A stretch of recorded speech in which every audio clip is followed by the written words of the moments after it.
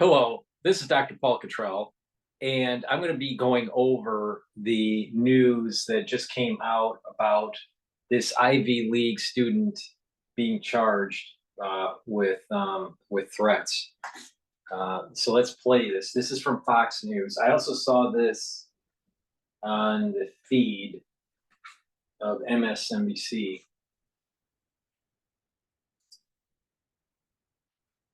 In the disturbing case of threats made against Cornell University's Jewish community as anti-Semitism surges on college campuses throughout the U.S. We've seen a lot of these stories. Alexis McAdams is live outside Cornell's Jewish Student Center with more this morning. Good morning, Alexis.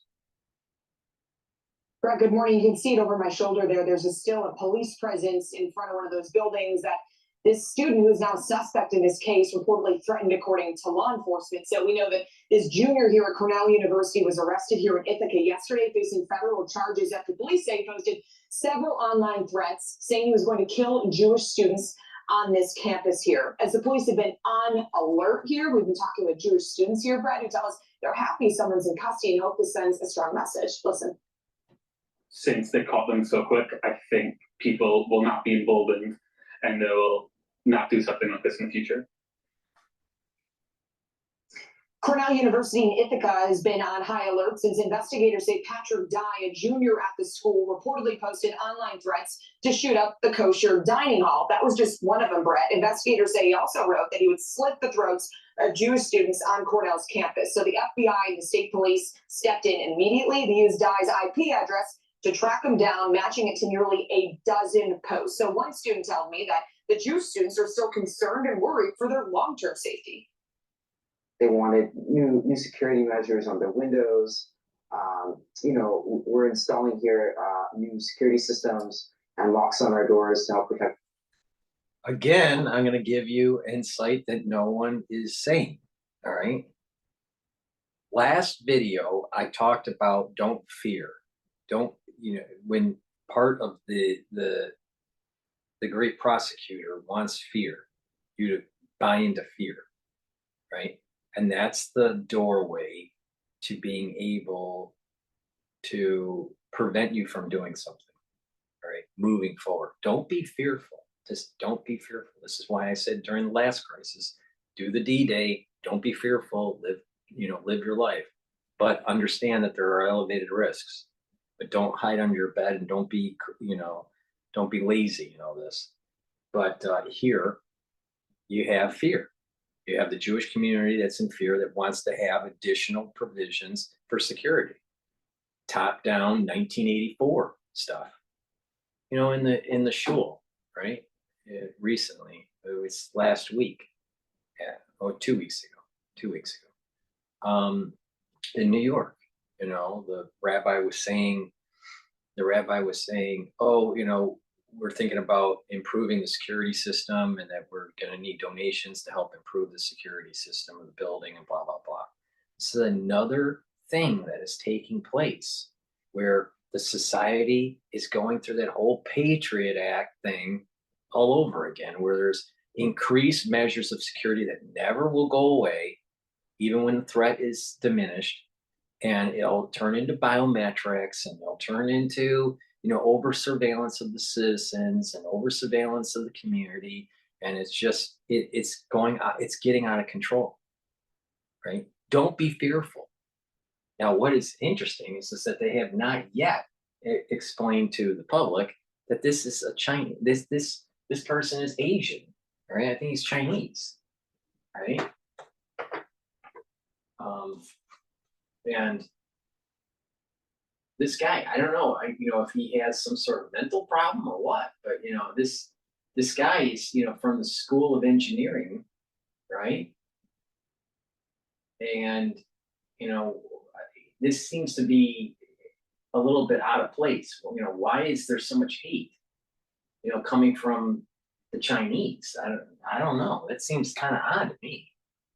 Now, you got another data point. Another data point here is that in Chinese, I think it was Chinese WeChat, I think it's called, where there are posts of the Middle Eastern region map, and it didn't have Israel on it, but it had Palestine, something like that. So is there something going on within the Chinese community that's feeding hate? I don't know. But it's strange. It has a strange element to this. But I'm more concerned, not so much of what this guy said, because I don't think there was a real threat, but there's a perceived real threat. And because there's a perception of a real threat, then what's happening is that now you have students that are demanding more security measures. We're moving towards this, it's an element of the Bio-Patriot Act that I was saying before. 1984 technology. We were only dealing with the V and the pathogen in the previous crisis. We were dealing with policies to be ushered in with the digital dollar, vaccine passports, more surveillance technologies being implemented at the municipalities, biometrics, right? All these things are leading to this Bio-Patriot Act, very similar to what we were seeing right after terrorism activity that took place right after 9/11. There was this assurance of government, big government is going to try to keep you safe. But when you do that, you have to erode your civil liberties. This is a classic example. So don't be fearful so you can maintain your civil liberties. But again, I'm telling you, it's not just going to be against the Jews. It's going to be going against the Christians too. It's coming. Watch. And locks on our doors to help protect our building.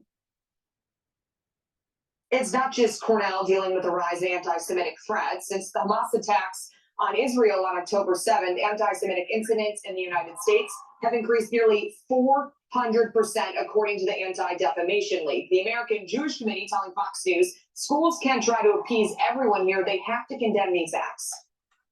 It's not a matter of, if there's going to be a future attack against Jewish students on a campus. It is a matter of when. And until they really step up and change their rhetoric and change their response, Jewish students aren't going to feel safe on campus. And Brett, just finding out moments ago that Patrick Dye will be in a federal courthouse here in New York around 2:30 this afternoon. So we'll keep you posted on all the charges that will then be talked about. The proper response from the schools is to condemn this, and that the student body, if it continues, should be kicked out of the university.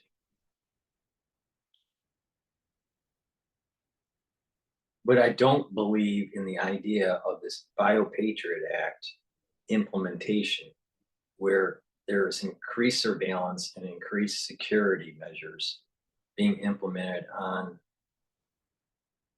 the campus. Because this is just 1984 and the erosion of civil liberties.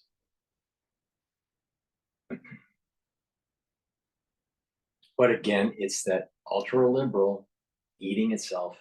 But this is out of the ordinary. The Cornell story is slightly out of the ordinary because it's a Chinese student or Asian student. I think he's Chinese. There may be a mental health issue there, maybe. And it just seems out of the ordinary.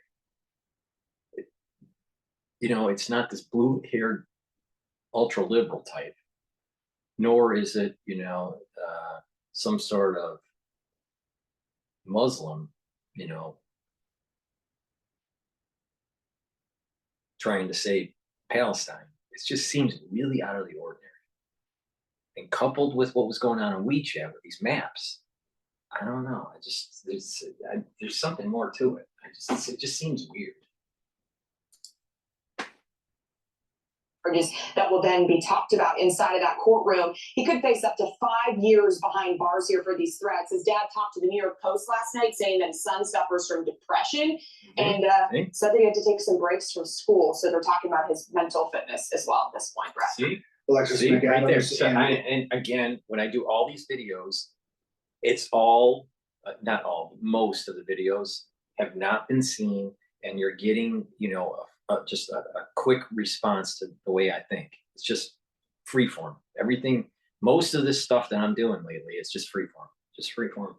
I'm just giving you my thoughts that they're happening, and just looking at the picture and understanding that it's engineering, at a prestigious school, probably has a lot of stress. He was on a scholarship, and um, there's probably a lot of pressure to perform well. In engineering is difficult. It's heavily mathematic oriented. I don't know which engineering type of engineering, but even in mechanical engineering, extremely mathematical. And there's a lot of pressure there, and it could crack some of the students. So I can see that this was a mental health issue, and that social media, through that infestation that I was saying, breeds more hate. And if someone isn't fully mentally healthy, it could be just enough to push them over the edge. I don't think anything that he did probably was really truly life threatening, right? But he was threatening, and that but I think that there's a heavy mental component, a heavy mental health component to this. Now it's starting to make sense, but this is the reason why social media is so toxic, for many people, because there's a lot of people that have mental health issues, right? And they need treatment, and it's a problem. It's a real problem with students, and it's a real problem with adults, but especially with students, and young children. There's a mental health crisis in America. But part of that problem is the erosion of the family unit. Part of that problem is drug abuse. Part of that problem is social pressure to perform, because it's just an escalation of requirements to be able to even get into university. People aren't, you look at upper middle class, or middle, just slightly above middle class, right? So you got upper middle class, and just maybe they're not exactly upper middle class, but they're almost there. They have the means for extracurriculars, right? For their kids. But it gets to the point where they're scheduling so much time for their extracurriculars that they're not being kids anymore, because they have piano practice and ballet and violin lessons and gymnastics and baseball practice and hockey practice and tutoring for mathematics. And so, but the point is that these families have some means to provide for extra education, extracurriculars, for them to put on their resume when they're applying to school, because they're all trying to get into a good school. This is putting additional pressure on the students that is breaking them. And then you add in this fast-paced society that we have, and the social media, and all the wars, and all the fear that's going on in the world, and it can create a lot of stress. There is definitely a mental health crisis in the world, but especially in the United States. But it's the society is putting too much pressure on the students. There's too much destruction of the family unit. There's a loss of religion. There is the legalization of drugs have caused an additional problem with this. There are people that'll be watching this channel, and they'll agree with me on this, and there are many that will be watching this channel that will disagree with me. The legalization of drugs is bad for a multitude of reasons. One, it hurts the body. So there's going to be pathologies that start to develop, either mental pathologies or other organ systems that will start to be affected because of their drug abuse. Some of it may be pulmonary, some of it may be cardiac, some of it may be hepatic, some of it may be renal. But there are going to be systems that are affected because of their drug abuse.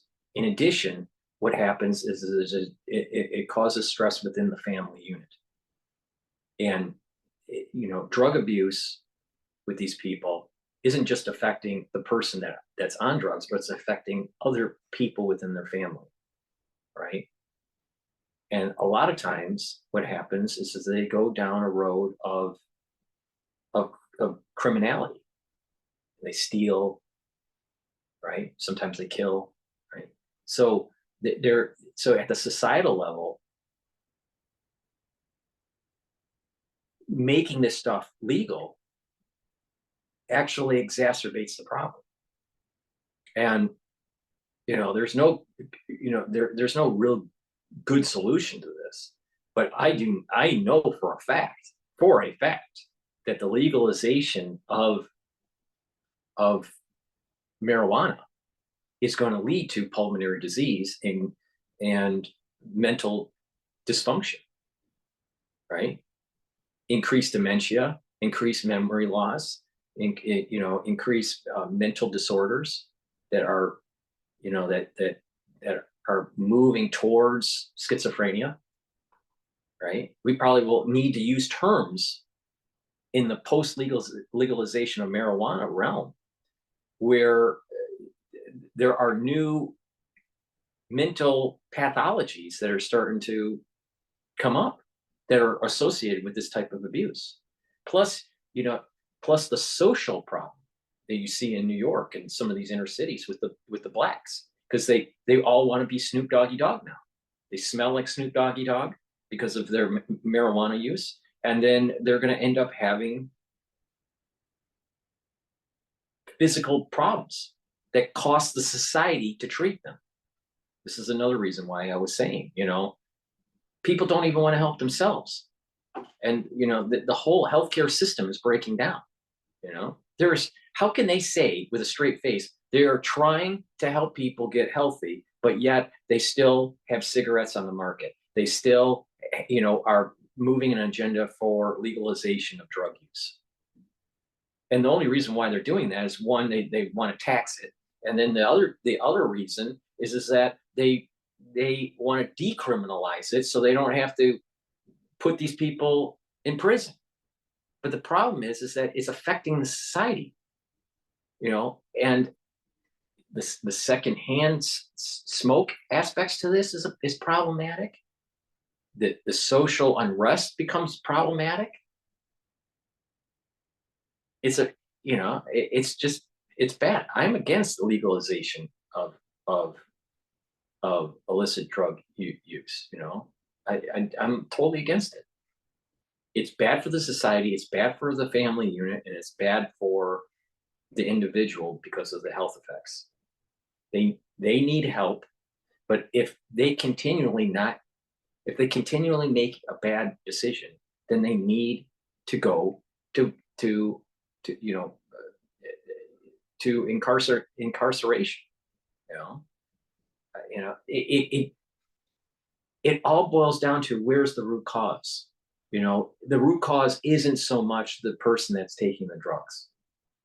The root cause isn't so much the individuals making the drugs. The root cause is a society that doesn't have morality. The root cause is a poor family unit. That's the root cause. If you have a very conservative, strong family unit where morality is taught to the children, and that there is such a thing as consequences with your actions, those children usually grow up and not fall into the trap of those problems. It's when you have the destruction of the family unit and you lose that morality where these things become more prevalent. Now, yes, there may be some cases at the tail end of the distribution, very small percentages that are outliers, but the far majority of the cases fall in this category that I'm talking about. The 2 sigma category, or 2.5 sigma. All right. But you'll have people that want to legalize it because they think that that's right. You'd be amazed. You'd be amazed. Some of the people that you actually admire on YouTube are how far deep they are in drug abuse. But you'll listen to them. You'll listen to them, and but they have serious. They are starting to have the mental problems because of the long-term drug abuse. It's a major problem. It's a major problem in American society, and this is the reason why they can be dociled to be moved into a certain direction. Biopatriot Act can be moved in. Control of the currency system can be moved in because you have a citizenry that is on drugs and are docile and don't have the fortitude to fight it.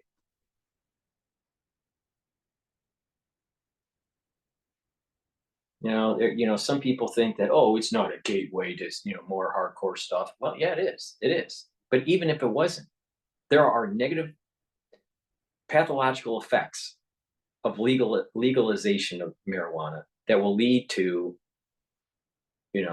organ system problems and mental health problems.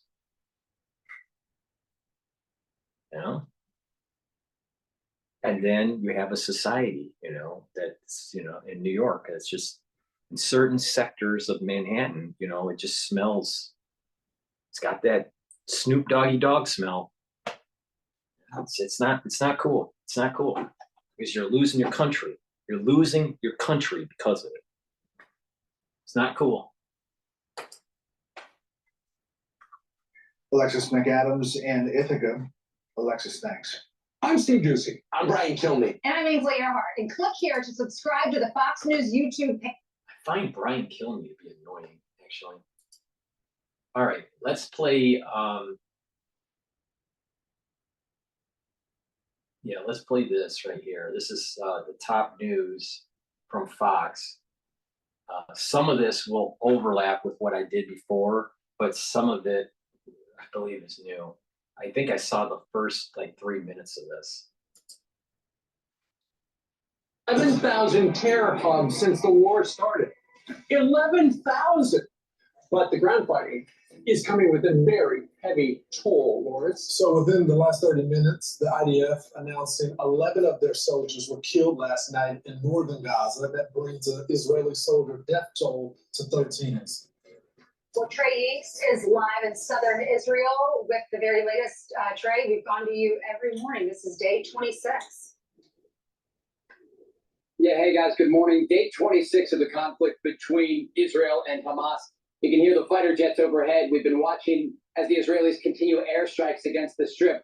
I do want to start with some new information here, though. Yesterday, amid a very chaotic day for the Israeli military, I met again with Yoav Gallant, the country's defense minister, in Tel Aviv to discuss the situation.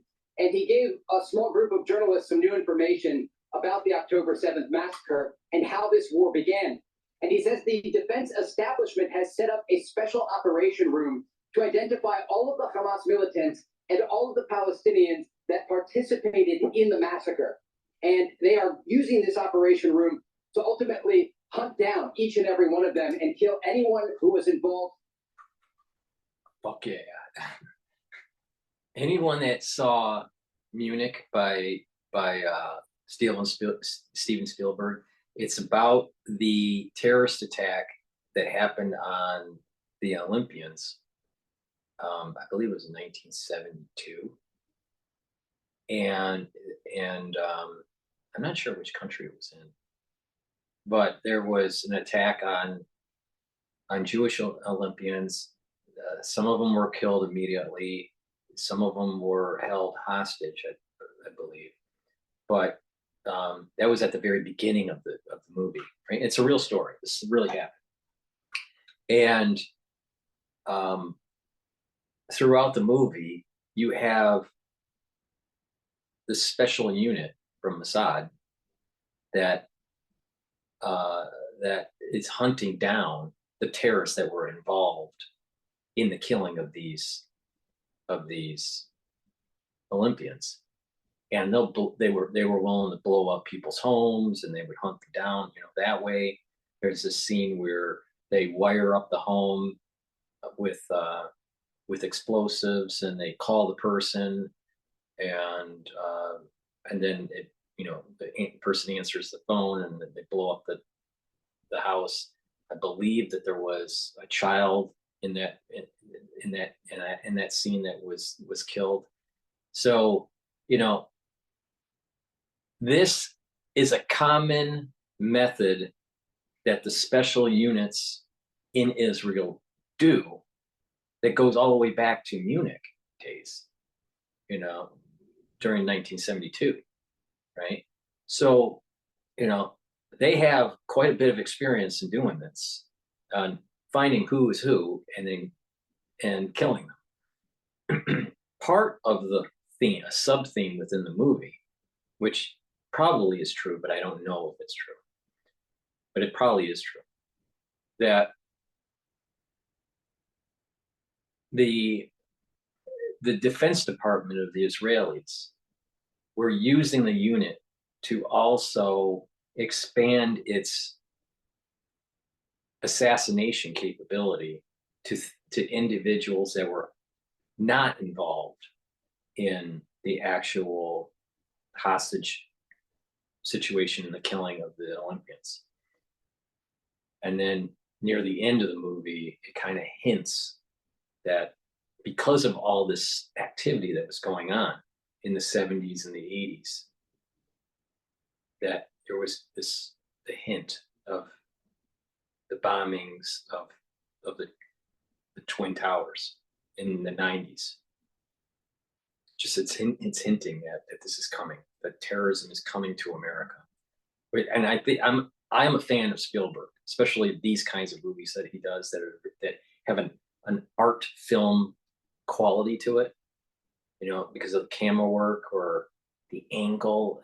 If you look at some of the camera work on some of Spielberg's stuff that he directed, oh my God, that stuff is just like, you really look at some of that camera work and it's like, oh my, I can't believe he did it that way. It's just like, it's so like, wow. But you have to know what you're looking for to see it. And Munich is one of those kind of it's a true story, but it has an art film quality to it. Schindler's List is another one. It's an excellent art film. But there is this the craft of the camera work on it, and a real story with sub stories within it. Well, very well done. I thought Munich was an excellent movie. But what they did in that movie is what these guys are doing now, except in a smaller realm, because they were hunting people that were in Europe and other places in the world. But Israel has a lot of experience in doing this kind of thing. So you know what? That's how you execute. That's how you execute a war. You get the people that were involved and you kill them all. You kill them all. Kill anyone who was involved in the slaughter of these innocent people in southern Israel. He says that they crossed a red line that day and that the Israeli forces actually blocked them from entering the southern city of Ashkelon, a major city where the casualty rate would have been even higher than the 1,400 that were killed in that deadly, deadly attack. We are learning more about the situation, though, inside Gaza today. And as you can hear that outgoing artillery in the distance, Israeli media is reporting 13 soldiers were killed yesterday. The Israeli military in the process of notifying the families, and we do know that some soldiers will even be buried today. Their fellow soldiers are operating inside Gaza. Behind me, it is difficult street-to-street fighting that's taking place. But we do know the Israelis are using their air force to target other senior Hamas leadership. Just yesterday, Ibrahim Bayeri, the senior commander of the Jabalia battalion from Hamas, was killed in an Israeli airstrike. Though the Israelis today are facing new questions about how many civilians were in the area and how many died as a result of that strike. We should note, amid all of these tragic updates, we do have a small piece of good news for you, and it's that the Rafah crossing between Egypt and Gaza is open today to get many injured and vulnerable Palestinians. I believe it's this video that will say it, right? But if you look, and I mentioned it on the previous video, if you look at the crater, You know, there was a big munition that, you know, bunker buster kind of situation. They're trying, and there's going to be a lot of collateral damage. Why is it? Why is it that everyone around the crater was male and of military age? Why? No females, no children, no elderly. Why? Doesn't seem, if that was, quote, a refugee camp. I'm telling you, you can't trust the narrative coming from the region, especially the narrative with the Palestinians. Here, once again, and I didn't even notice it until one of the intelligence guys brought it up. But, you know, it's not just looking at the event. You know, we look at the crater, we look at the damage, but you got to look at the nuance. Like the people around the damage, or what things didn't get blown up, what things did get blown up, compare and contrast. And it is fascinating to see, why are there so many younger males of military age and slightly older in that area? And it makes you wonder, the Israelis said, fuck it, we're going to kill them all.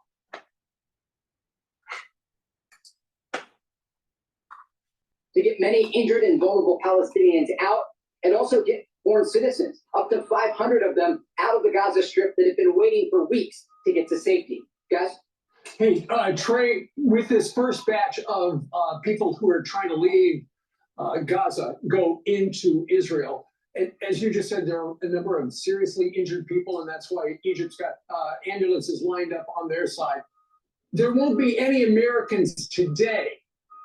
At what point might the Americans who are stuck in Gaza be able to leave? Yeah, it's a great question. And look, it could be a very long time. This is the initial batch of people that is going to get out as part of a Qatari and Egyptian-led negotiation. But there are reportedly thousands of foreign nationals that are inside Gaza. We know hundreds of American passport holders there. And so it could take a very long time, because the Israelis are still operating at many different points along the Strip. And so while this is a piece of good news, and it indicates that Hamas is going to allow these people to leave, the Egyptians are going to open that crossing and let people get to safety. This is just a few hundred people. We're talking about thousands that need to get out. Trey, do you know if they're allowing Americans to get on that list? I know you talked to that one woman. She, I think, is an American, has an American passport. She's not on the list, but her son, American passport and Jordanian passport, and he is on the list. Yeah, exactly. They both have U.S. passports, and he also has a Jordanian passport, so they put him on the list, but they didn't put her on the list. And she's been talking with the State Department each and every day since this war began. And you heard in that voice note that she sent me, she's incredibly frustrated with the Biden administration and the State Department, and it focuses around one specific thing, and it's the fact that the State Department keeps telling her to go to the Rafah crossing, and when she gets there, she risks her life going in the midst of this active war zone. They don't let her cross. And so she has told me now she's not even going to leave until she can really confirm that Americans are indeed getting through, and that she can take her 10-year-old son with her, cross into Egypt, and then ultimately go back to her home in Utah. It's terrible. So where is she living right now? Is she just essentially just camped out 1,000 yards from the crossing? So right now she's in the southern part of the Gaza Strip. She's staying with friends of friends. And she said everyone is staying in one room. And they're terrified because these are civilians. They are not combatants. And they are in the middle of this active fighting. She's seen the rockets going out. Everyone in Gaza has. She's heard the airstrike shaking the ground there. And so it's not just her that's trapped. We've been talking with aid workers, American citizens who are stuck in Gaza. They tell Fox News they're running low on food, they don't have clean water, and they feel abandoned. Was she telling you why she decided to stay? She didn't want to send her son across I do know the reason why she was in Gaza originally. She was visiting her father, who is a Palestinian man who I believe is also an American citizen. But there are many Palestinians that go to Gaza to visit their family during times of peace. Yeah. With more than 2 million people, you can imagine there are so many people that have links to the United States. Even a journalist that we've known for years, he lives now in Chicago, but he was in Gaza visiting his family when the war started, and he's still stuck there. His family's in the United States. Real quick, Admiral Kirby said yesterday, we have no evidence that Hamas is taking any of the humanitarian aid that is coming in. Like 60 trucks have come in the last couple of days. Is that true? Have you heard Hamas trying to take some of this aid, the food, the water, the fuel? I would question that statement. I think it's critical that we ask further questions about that statement. I'm not saying what Admiral Kirby is saying is not true, but I would ask how they've been able to verify that. Right. Because they haven't been able to get other information from inside the Strip. So how do they know that none of the aid is being diverted to Hamas? They've done it in the past. We know they're storing fuel. That is a great point, right? And we have seen, even in our own State Department, to make claims, and when asked where's the proof, all they say is, we told you. That's the proof, right? So this is a great point that he's making, okay? Where they're saying, well, there's no proof that they're taking it. Well, how do you know? Because you've been saying that you don't have a whole lot of visibility within Gaza. It's just a statement, you know, and this is why journalists are, you know, asking important questions like this. They're doing a great service to the people that are involved and to the people that are watching. So you know, hats off to the journalists on this regard, on pushing this issue, because it's important. You know, just because a State Department official from any of the countries says something, or some sort of official from the armed forces says something, doesn't necessarily mean it's true. You know, how do they know? Well, they don't really know. You know, how do they? That in the past, we know they're storing fuel and food inside the Strip that was meant for civilians, and so they could easily be doing that now.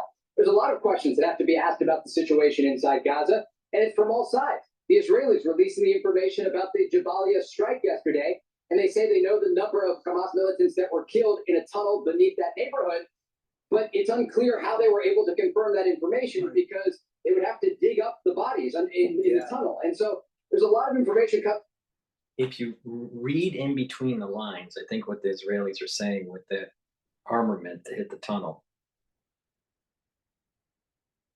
there was probably intel of who was in the tunnel. They knew the GPS location to hit for that tunnel that's underneath that building.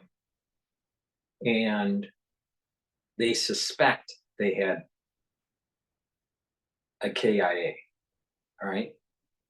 Killed in action situation, and who they were targeting, right? So, but they only suspect it. They can't probably prove it, because who's in the tunnel to prove that there's the body, right? Because there's supposedly, a ton of dirt, above them. So it's a great question. I tell you, this part, I think that this journalist has really nailed a grand slam on. Well, and so there's a lot of information coming out from inside Gaza, and we are being incredibly careful with what we're reporting here, because there is this fog of war as the conflict develops in day 26. You're trying to be That's so so important, Trey. Thank you. So to that point, thanks, Trey. To that point of fact checking the information, we had the former ambassador on, who's now the senior advisor to Netanyahu. He makes the point of the men that are surrounding the area of the blast site. Let's play that first. If Hamas is eradicated, as Israel would like to see, and many people around the world would, what happens next? Who's waiting in the wings? So first of all, can I just rephrase your question and say when Hamas is eradicated, I like that because we are determined. Yes. We will do this. The bottom line is we refuse. We refuse to live next to this enclave of terror on our border. That enclave will be destroyed. That's good for Israel. That's good for the civilians of Gaza. We will end Hamas's regime of terror in the Gaza Strip. So that's actually another clip of him saying what he's going to do. That's the kind of forceful attitude and lack of fear that ones that are leading a nation need to have. You know, this footsie stuff that's been going on for the last 50 years has got to end. You know, the previous video I did, you know, they had a war in Gaza that was, you know, half-hearted in 2006 and in 2008 and in 2014. It's time to get the job done. And if there's a lot of casualties, so be it. Because it's going to get worse if you don't do it. Saying what he's going to do, what Israel's going to do to destroy Hamas. But after that, he makes the point that, do you see all these age-fighting men that are surrounding the blast site? At the refugee camp. Where are the women? Where are the children that they were all talking about? He was alleging, I think we can infer from, that they may be, these age-fighting men, a part of Hamas. Yeah, and Jabalia, just so you know at home, we call it a refugee camp. That's what they call it, because they are refugees. But they don't live in tents, and that's what many people picture when they're not living on cots. It's an urban area. It is an urban area. There are buildings there, and you can see here, do we have the video of that where Israel blasts that area? There's a crater. There's a huge crater, and you have all of the people down on the ground walking around in the crater. And his point to you, Lawrence, when you asked him that question, was take a look at they're men, they're young men, they're the fighters that are there. He said that they're trying to get everyone notified to move down to the southern area. Right. Keep in mind, Egypt doesn't want to have a refugee camp. This is the video. His point is, where are the women and children? Al Jazeera did say that one reporter there lost 19 members of their family in this blast. I was watching some of that reporting last night, and there's definitely innocent people that are caught in this bombing. The Israelis have had 11,000 targets inside Gaza, which is 25 miles wide, 5 miles wide and 25 miles long. So it's small, and it's got 2.5 million people. So that's going to happen. But the other problem is Hamas hides within the masses, and they're not letting even people get to that Rafah gate. But if you just saw the split screen of the live video, look at the split screen. I mean, they look like it looks like the place has been hit multiple times since we hopped on the air. Right, exactly. And so the Israelis yesterday were targeting this refugee camp specifically because we know they've got the bad guys under the hospital, they're in mosques, they're in school. They were targeting one specific Hamas leader, and they got it. They also got some other leaders. And so here's that soundbite you were talking about. Listen to Mark Reagan, former ambassador, talk a little bit about, look at the people standing around. Where are the women and children? Watch. The people around the crater where our strike had happened were mostly young men of military age. And they didn't look like a lot of innocent civilians to me. But what I can tell you is this. If you are part of the Hamas leadership, if you are part of the command structure that was responsible for the rapes, the murders, the beheadings, the mass shootings, the massacres that they perpetrate in Israel, we will find you and we will take you out. The one thing I would say is, don't take the bait. I mean, Hamas is very good at propaganda. They will send messages that they're trying to play on the emotion of not just Americans, but the international community, because they know they hide behind civilians. That is their entire plan. We know this for a fact as we look at the live picture of Gaza, all this smoke that's going on. The war is That's about the whole thing, right? I mean, there's so many women and children that are there. People who don't agree with Hamas, but they don't have the right to even speak up, or they're afraid they're going to get killed, and they can't leave. They're landlocked. Yeah. All right. So let's talk about what is another big concern is, can these attacks transfer to an attack here at home? Absolutely, especially when your southern border is open and the northern border has been infiltrated like never before in our history. Our FBI director was brought to Capitol Hill yesterday to answer some questions, and he says what's happening over there could definitely inspire people who might be Hamas agents over here. Listen.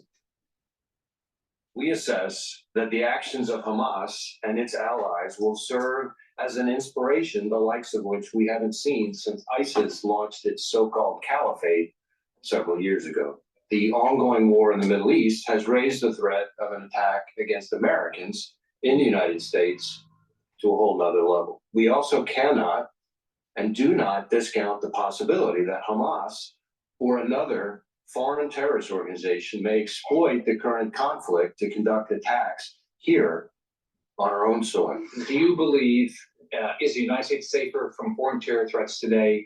Are we safer than when Joe Biden took office, from the day he took office?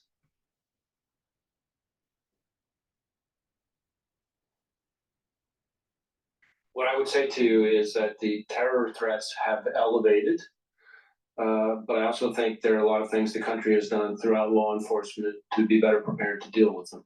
So did you notice what he did? Long pause. How do I answer this? Because the answer is we are not as safe as we were under the last administration. And then he said, law enforcement, we've done a lot to elevate law enforcement. So he's praising law enforcement, which was great. And he's right. The threat level has increased significantly. Look at the numbers. Particularly when it comes to anti-Semitism. We've got some updates for you. Remember, there was that threat posted online at Cornell where somebody threatened to shoot up, quote, 104 West, which is a university dining hall that caters predominantly to kosher diets, and slit the throat of any Jewish men that this person came across. Well, now, according to the cops, they have arrested 21-year-old Patrick Dye. He's a junior at Cornell. He's been charged with making threats. He faces 5 years in prison and a $250,000 fine. And his parents say he could not possibly have done it, even though, according to New York, the NBC News, he confessed. He said he was a culprit. But nonetheless, the parents say he didn't do it. He was just very depressed. Lawrence has the tweet. Do you have it in front of you? So this is what the kid Where did he posted on the post it? chat On the forum. chat. Under the name Hamas warrior, he says the genocidal fascist Zionist regime will be destroyed, rape and kill all Jew women before they birth more Jewish Hitlers.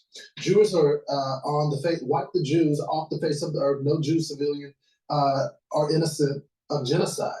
So, I mean, people that struggle, and there are millions, thousands of people that struggle with depression in this country every single day. That's what his dad said about it. That's what you're anti-Semitic. But that doesn't mean that you want to slice the throats of Jews. Yeah. I mean, I think that demonizes the folks that actually have depression. Well, he could be looking at 5 years in jail, and there are also problems at Cornell, big time. And I don't think the faculty is that upset by it. That's really disturbing. For example, days before that came out, F Israel was written all over, graffiti scribbled on the sidewalks, all over that campus. So, I mean, obviously it's not one depressed person.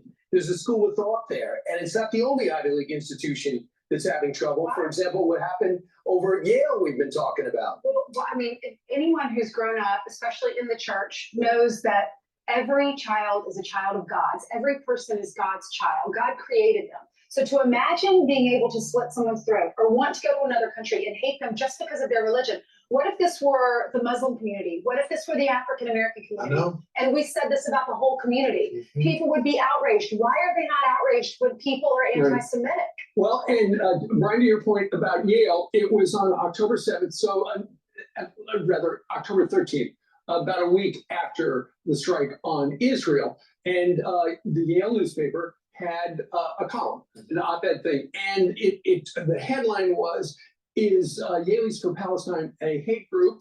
And it was by a sophomore you just talked to. And then about a week after that, the editors of the Yale News ran a correction and said this column has been edited to remove unsubstantiated claims that Hamas raped women and beheaded men. But we know that they did that. So why exactly did they have a correction there? And then just last night, they put this up. They walked it all back. They said the news was wrong to publish the correction. The news, therefore, retracts the editor's notes in their entirety and without qualification, and goes on to say, apparently, the editor does, that threats of violence leveled against the news and its editors and their families have intensified this week. Apparently, there have been people now reaching out hate, a lot of hate messages to the people who work in the newspaper. Yeah, and there's also calls for people to stop giving to Yale. So Yale. Right. So here's the hard talk. How incompetent can that organization within Yale be?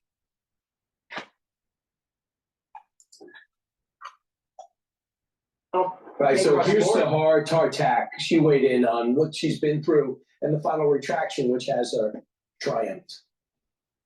I don't think it's possible for public pressure to change a deeply rooted anti-Jewish current that exists in the university and is therefore translated to our flagship newspaper. One that I will note is a pipeline to other major outlets, the New York Times, Washington Post. You have the videos of Hamas's brutalizations. They made those videos to recruit young men to their movement. And so now you have a choice. You can side with Hamas by either justifying or denying actions, or you can choose not to side with Hamas. It's so simple. So I asked her the question, since they did the retraction, do you think there has been a change of heart? And her response was, they only did this because of public pressure.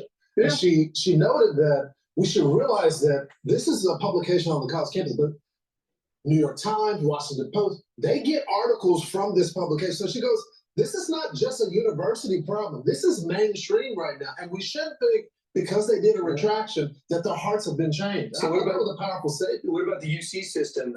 They got together, their ethnic studies group, and called on the administration of all the University of California to retract the charges of terrorism on Hamas.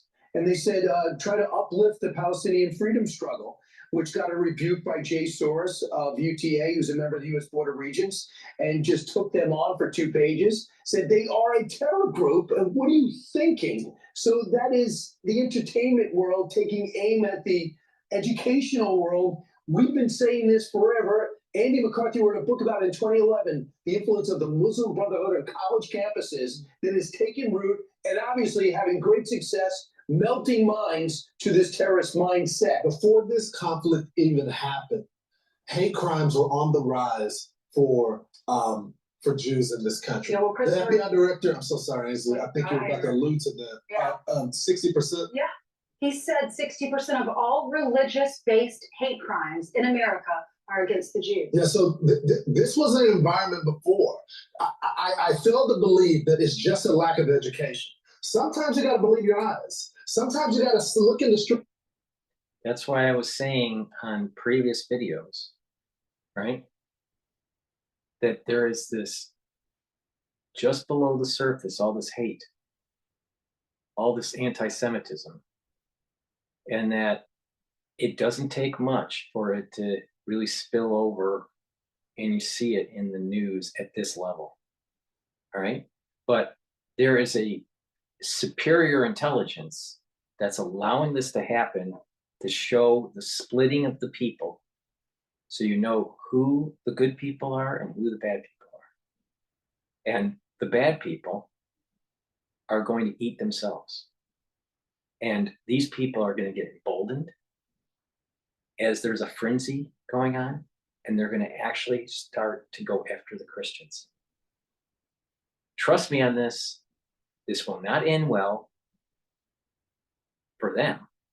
It'll end well for the people that are good, the people that are, that are not following the ideals of the ultra-liberal, right?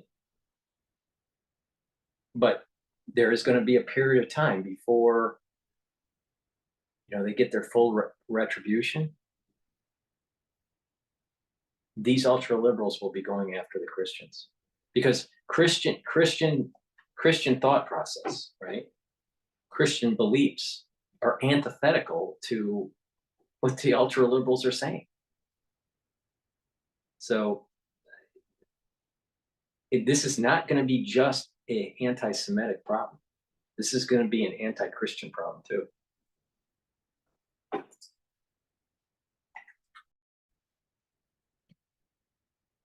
So that's the latest news with Fox and the crisis that's going on. But keep in mind that the protests are not going to be just on the Israelis and on the Jews. This thing is going to metastasize. And there's a divine hand in this, and it's showing the true side of these ultra liberals and how they have been destroying the family unit and religion and democratic structures and capitalistic structures for decades. So, that's my take on it. Please subscribe to all my channels. I have 3 channels on YouTube. I have Brighteon, Bitchute, and Rumble. Please subscribe to those. All the links are in the description of this video. Also, please help support my news coverage by donating. You can donate on my website, the-studio-reykjavik.com. And what you can do is go to the front page, the home page, and go to the very bottom. And at the very bottom, you can donate through Stripe or PayPal, or you can also donate through Buy Me a Coffee. The Buy Me the Coffee link is in the description of this video. That will help support my news coverage. Another way to support my news coverage is being a paid subscriber to my Patreon account. So the link is in the description of this video. Click the link for the Patreon and subscribe to my Patreon account. Help support my work that way. Please go to my store, the-studio-reykjavik.com, and follow the anti-aging protocol that I have. It will help to get your body in homeostasis, boost up your immune system, and you'll be able to get healthy. I believe in preventative medicine is the best medicine. It's not a cure, but it's a big way to improve your health and to reduce the chances of further problems down the road. There are a lot of people in the United States that have diabetes and heart disease and cancers. So, the idea here is to follow a certain type of protocol, and that is proper sleep, proper diet, proper exercise, proper supplementation, and proper mental challenging. All right. You're attacking the whole system holistically. All right. You're working on it holistically to get your body back to health. It's not a cure-all. Some diseases need allopathic means for treatment, but for many, by doing this, will reduce, if not eliminate, problems down the road. So pay attention to what I'm saying in terms of the supplementation. All right. It's very unique. It has a synergistic way of stacking certain things. And when you do that, they're going to improve your health. I've been doing this for a very, very long time. I've been, on this whole journey of proper supplementation going all the way back to 16 years old. And I'm an old man now, right?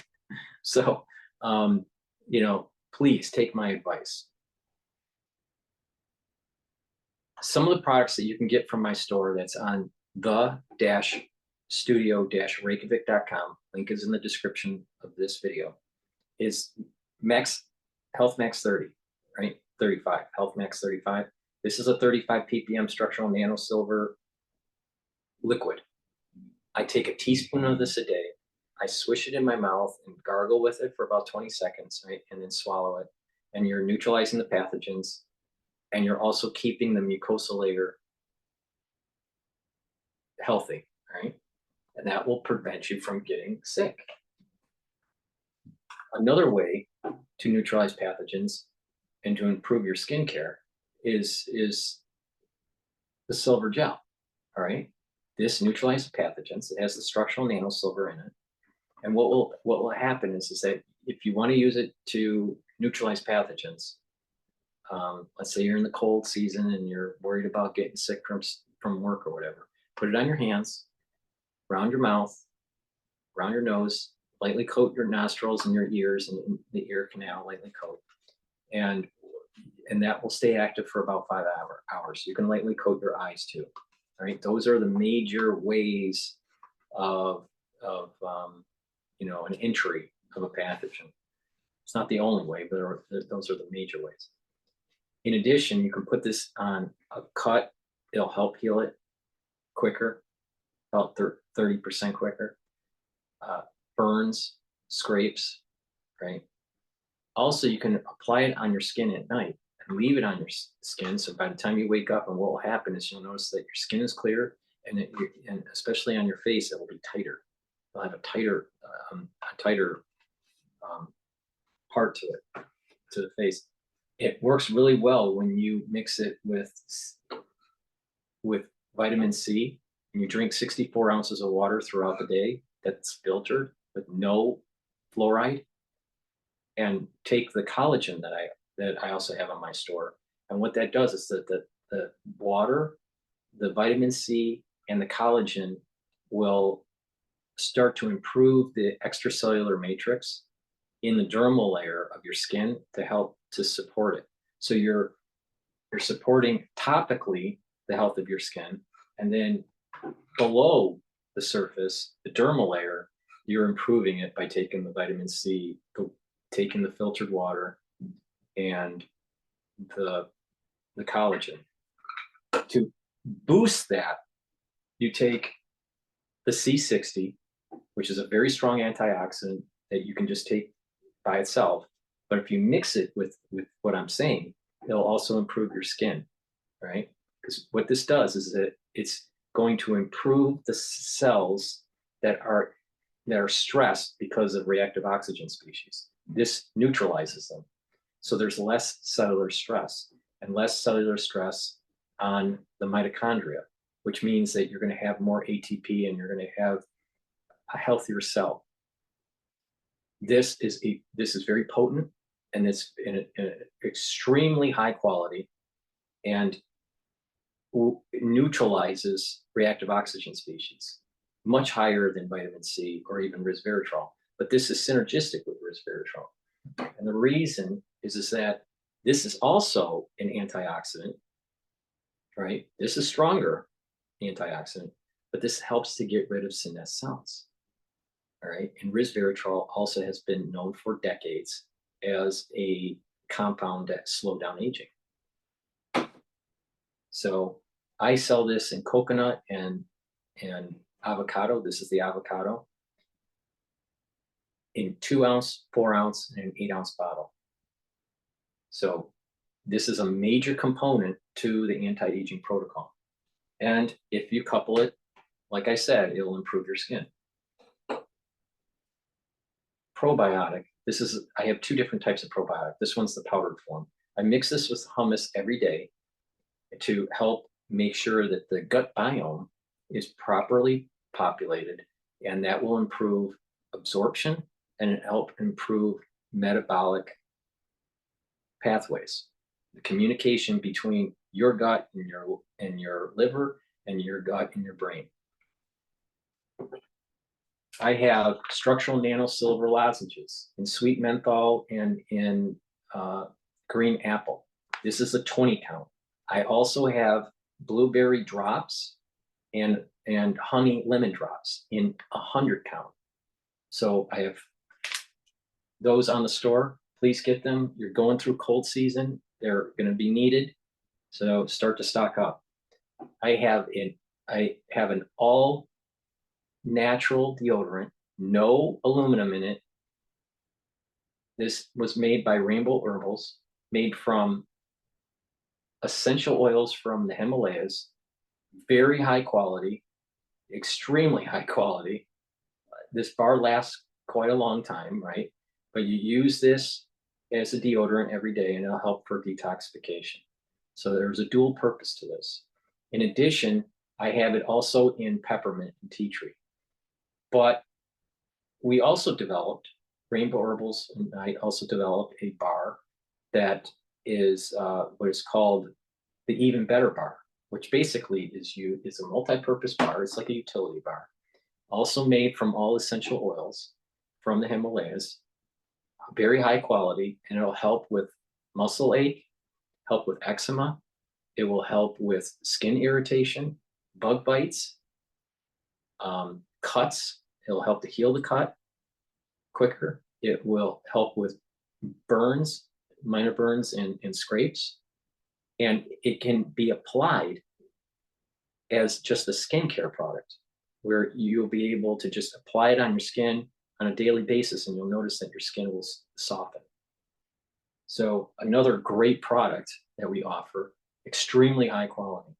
All my products on my store are high quality products. Clarity factor. This brings down that brain fog that a lot of people have, right? This eliminates that. And by doing that, you'll be able to concentrate better. But this NeuroStack is great because you're going to get those dendrites, those dendritic connections, right? And you're going to maintain your memory. You're going to get those neurons firing, and you're going to have better cognitive function. So taking this on a regular basis, I take it twice a day. I take it in the morning and in the mid-afternoon. But if you have a challenging job, or you're in school or whatever, taking a NeuroStack is really important. And this is a very high quality NeuroStack.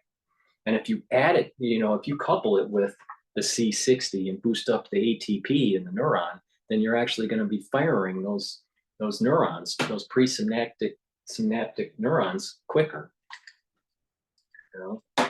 And by doing that, you're not going to have dendritic recession. Lignans. All right, this is a powder, right? It helps with hormonal health for males and females, and it will help with the immune system. I take this every day, and by doing that, you mix it with something like water or hummus or a smoothie, right? And you'll start to notice that your hormonal health will improve. It helps with prostate health. It helps with uterine and ovarian health. It helps with hot flashes for postmenopausal women, and has been found to be instrumental in cancer prevention. Multivitamin. You need a good multivitamin, because you need vitamins and minerals as cofactors for enzymatic activity. And if you don't have the right combination at the right concentration levels, you're going to be subpar in your metabolic pathways. So I carry a excellent multivitamin, easy to digest, because some multivitamins are a little harder on the digestive system. But this is easy for the digestion and absorption, and will help to improve your cellular pathways.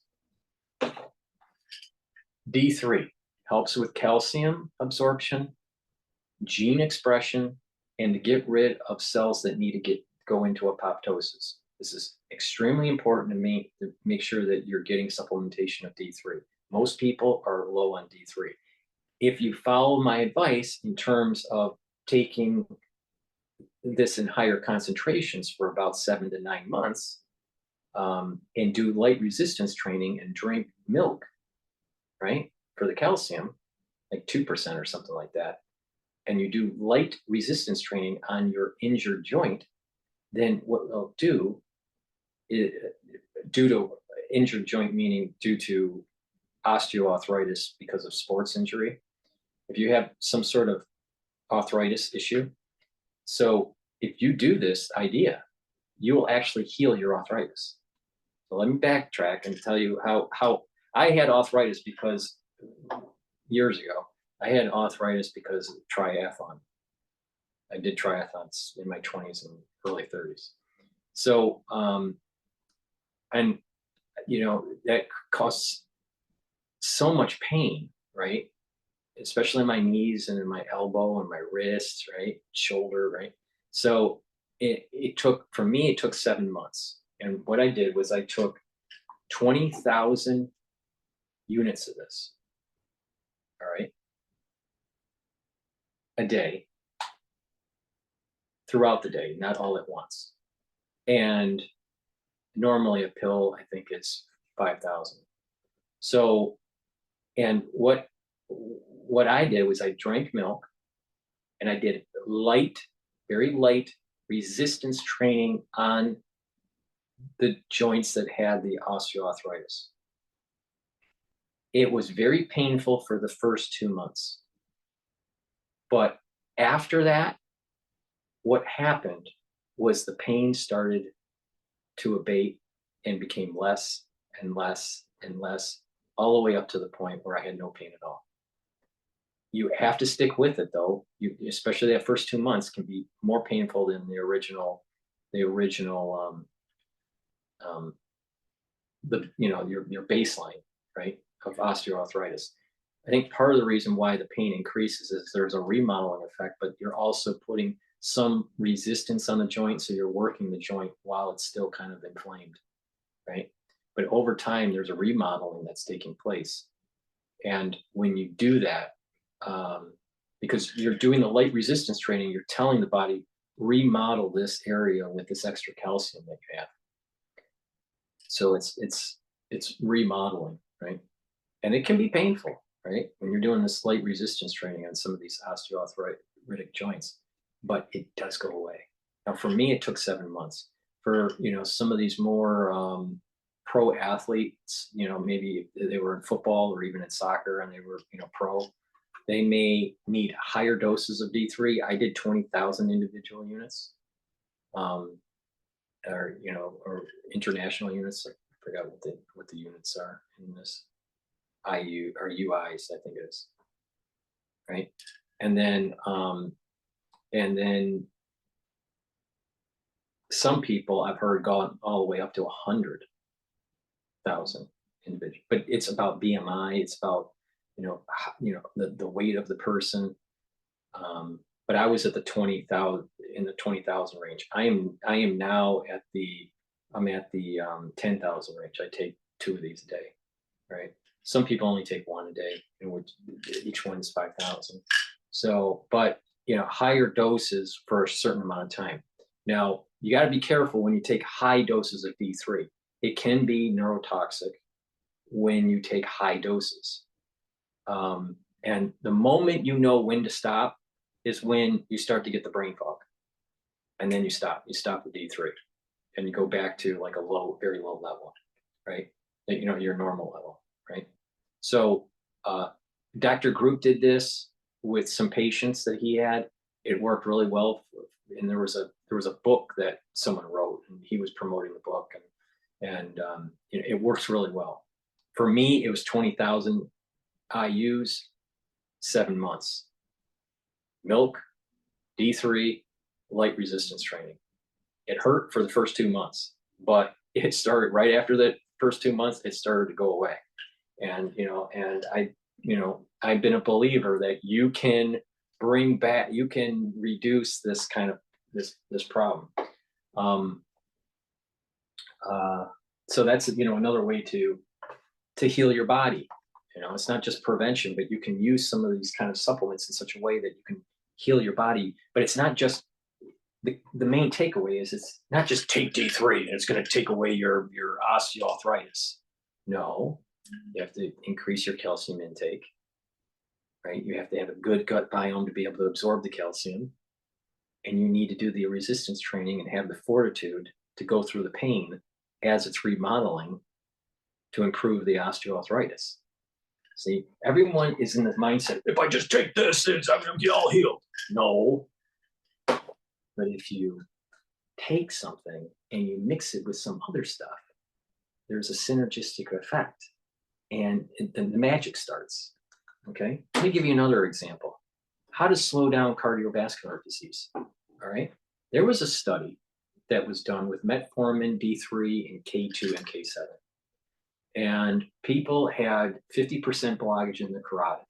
All right? And, blood pressure was, increasing. And, they did the study to see if they can reduce the plaque or at least stop it from continuing, occluding. So, and a lot of these patients, they're at high risk of strokes. These individuals took the metformin, which is a medication for diabetes, and they took the D3 and the K2 MK7. And when they did that, over a period of time, over several months, they started scanning the carotids and started noticing that the blockage started going down. All right, it was reducing, going from 50 to 20%. That's huge, without intervention, without putting a stent in or angioplasty or anything like that. All right. You can mimic that, because you got to remember, you can't take metformin. You can mimic that by doing this process, right? You take the D3, you take the K2 MK7. It has to be the K2 MK7, not the K2 MK4, all right? It has to be K2 MK7. I don't sell that. You can get that on another store. But you take the D3 and the K2 MK7, and you take the ashwagandha, all right? Take the ashwagandha, which helps with the blood glucose level, which is what the metformin does. And you take the turmeric to bring down inflammation at the intimal layer. And what happens is you're bringing down that inflammatory response, right? And on the intima. And you are, the D3 and the K2 are working in such a way where it's trying to get rid of depositing calcium in these plaques. Now, when you take the C60, this is a very strong antioxidant. Plaque is LDL oxidized. So it's oxidized LDL. So when you take the C60, you're bringing down those oxidized LDLs. All right. So strong antioxidant reduces cardiovascular disease, but you can reduce the plaque that's already been built up by following this protocol. C60 will reduce the LDL oxidation. The ashwagandha brings down the blood glucose levels. The D3 and the K2 MK7 helps to reduce the calcium buildup, and it helps to kind of like bring down that plaque. And the turmeric is continually reducing that inflammation. Foam cells are macrophages that ate the LDL the oxidized LDL that turns into a foam cell. Macrophages eat the oxidized LDL. All right. But if you neutralize that LDL, oxidated LDL, with the C60, then you're reducing the foam cells. So you're reducing the amount of additional plaque buildup. But over time, what will happen is that your body is actually getting rid of this. It's actually slowly getting rid of the plaque. Now,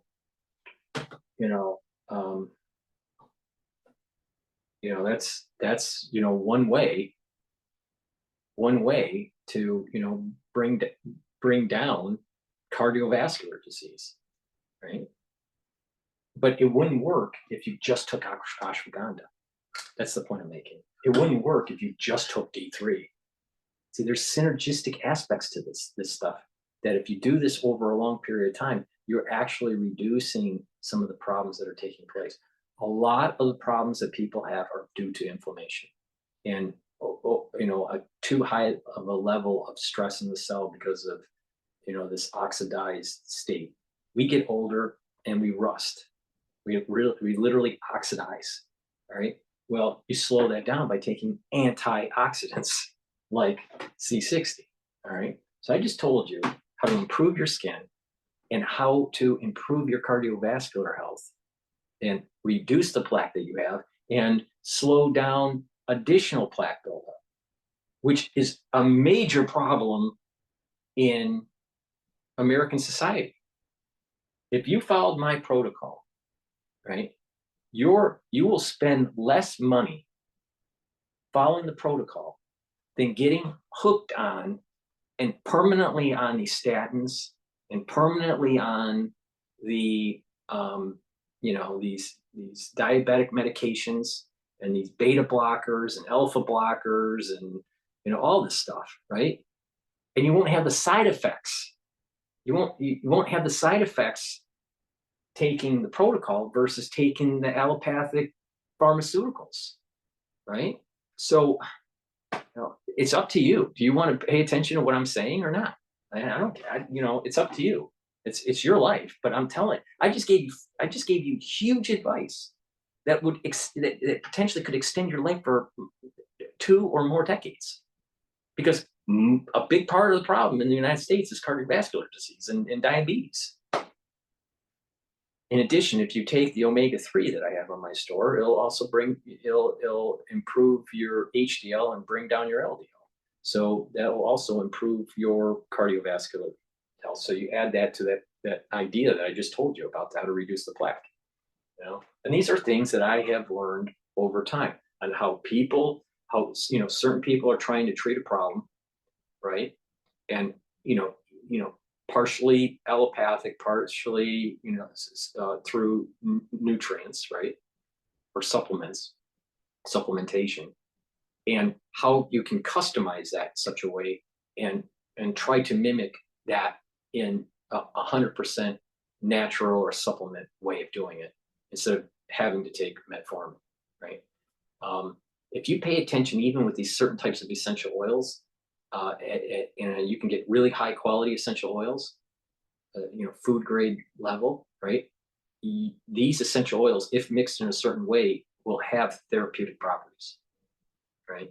Now they may not have the same potency as some of the allopathic medications, but at lower potency over a longer period of time, especially if you catch the problem early, you probably will prevent yourself from needing the allopathic treatment. So just take my advice.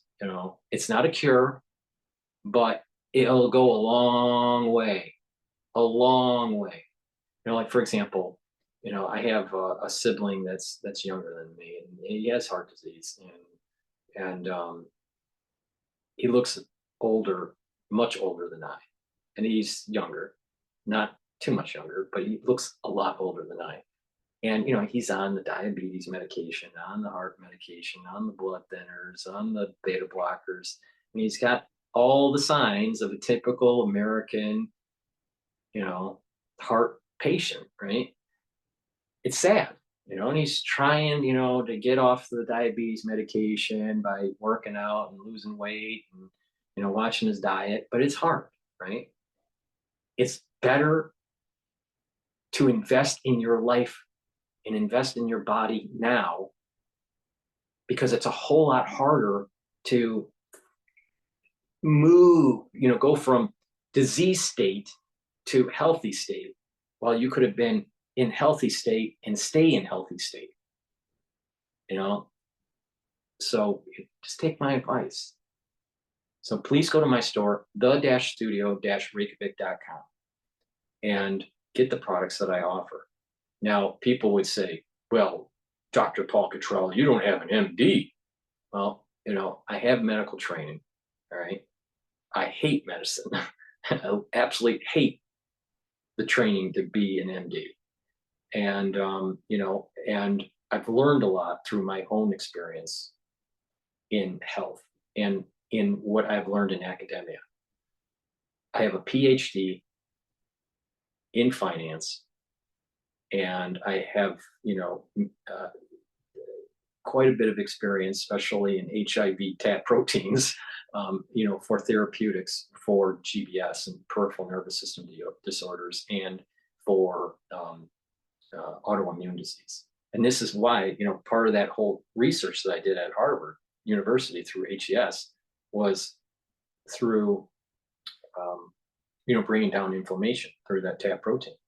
Well, TAP protein, you can't purchase that. That's a controlled substance. So you can mimic it by the things that I'm talking about, bringing down that inflammation. So just take my advice. I'm pretty accurate on this. So, and I hate the medical training. Absolutely hate it. So, but that way you can improve your health. So when I say Dr. Paul Cottrell, Dr. Paul Cottrell was a doctor in 2015 and will die as a doctor, as Dr. Paul Cottrell. And that's just the way it is. So, and the reality is, you know, a lot of people misunderstand the usage of doctor. Doctor really means terminal degree. If you don't believe this, just look it up. Someone that has a terminal degree, right, going through a PhD program, right, is designated as doctor. It is professional courtesy to give the doctor designation to an MD, because an MD is not a terminal degree, not a terminal degree. And that's why it's comma MD, medical doctor. There's also Juris Doctorate, a doctor in law, right? But that Juris Doctorate is not a terminal degree. It's not an LLD. An LLD will give you the designation of doctor, right? It's because it's a terminal degree. So a JD and an MD are not terminal degrees. They are not terminal degrees. And it is only professional courtesy on why we call a doctor, an MD, a doctor. It is not professional courtesy, right, to call a PhD a doctor, because a PhD doctor is a terminal degree and gets the designation. Now get that straight. All these people that are comma MDs are professional courtesy called doctors. A real doctor is a terminal degree PhD. That is a fact. You don't believe me? Look it up. Professional courtesy are medical doctors. Professional courtesy. So all these people that keep on saying, you keep on calling yourself Dr. Paul Cottrell and you're misinforming everybody, blah, blah, blah. One, I was in medical school. Two, I did medical research. And three, I have a PhD, you know, and it's a terminal degree, all right? So don't buy in the bullshit. MDs are not terminal degrees, and it's a professional courtesy to call them doctor, right? You don't call a Juris Doctorate doctor. You call them counsel. They're a lawyer. They don't get they don't get the professional courtesy. You know, a Juris Doctor is not a terminal degree. Okay? A medical degree is not a terminal degree. Okay? But if someone did get a PhD in medicine, you can get PhDs in medicine. You can get a PhD in, in certain aspects of medicine. That is a terminal degree, and they are considered doctors. So a person like me who has a PhD, anyone that has a PhD, is more a doctor in through designation than comma MD. Fact. So thank you for listening. And oh, by the way, medicine is bullshit. Thank you for listening. Take my advice. I know what I'm talking about. You follow me through this crisis, just like you followed me through the last crisis. You're going to fare better. You're going to understand the social dynamics. You're going to see some of the market moves, in terms of the economic market moves. And you're going to get, I think, a better perspective on the social dynamics that are starting to evolve in this crisis. Thank you for listening and have a nice day.